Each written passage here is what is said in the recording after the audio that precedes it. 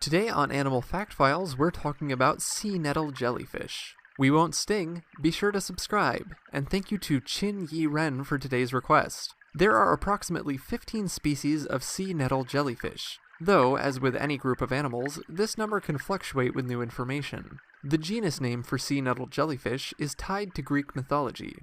One of Medusa's sons, Chrysaor, was adorned in golden armor, and so too are some sea nettle jellyfish. They come in other colors too. Sea nettle jellyfish may appear ghostly white, others look deep purpley black, but probably the most recognizable are those who come in bright shades of gold. Sea nettle jellyfish are found throughout the world's oceans in tropical and temperate waters. They're usually seen along continental shelves, and sometimes occur in large numbers in bays and estuaries, though they can live in deeper water areas as well, such as with the mysterious black sea nettle jellyfish. Often, their place in the water column can depend on food availability and the season. Sea nettle jellyfish are carnivores and eat anything from zooplankton, small fish, squid, copepods, fish eggs, and even other jellyfish. They use their stinging tentacles to capture and subdue their prey.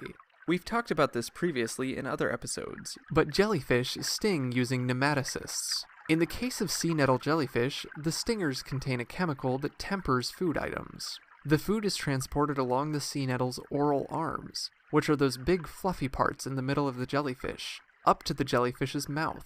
Sea nettle jellyfish usually have 4 oral arms, and can have anywhere from 24 to 40 or more string-like tentacles along the edges of their bells, which is the dome-shaped part of the jellyfish's body.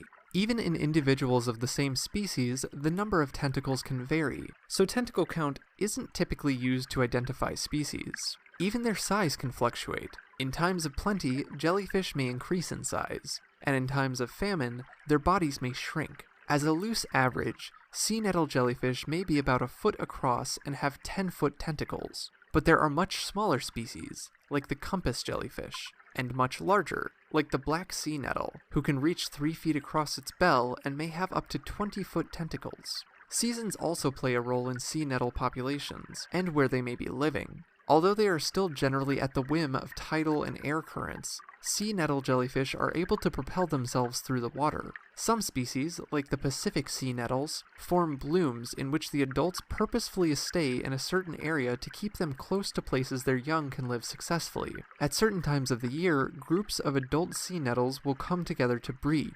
Sea nettle jellyfish are broadcast spawners. The female will take in a male's sperm through her mouth, and her fertilized eggs will remain with her. The eggs will hatch into larvae that stay with their mother until they're ready to sink to the ocean floor. There, they'll attach and turn into polyps. These polyps produce clones through budding until they metamorphose into adults. This means that sea nettle jellyfish, like other jellyfish, are both sexual and asexual reproducers, and generally this whole process is believed to occur within a year. Sea nettle jellyfish larvae may be eaten by all kinds of sea life, including fish and other jellyfish. Polyps are eaten by nudibranchs, and adults are taken by sea turtles, tuna, and ocean sunfish, but their numbers in general may be rising. Scientists believe increases in sea temperature, as well as human-created runoff, may be giving jellyfish the upper hand in the ocean food web. For more facts on sea nettle jellyfish, check out the links in the description. Give a thumbs up if you learned something new today, and thank you for watching Animal Fact Files.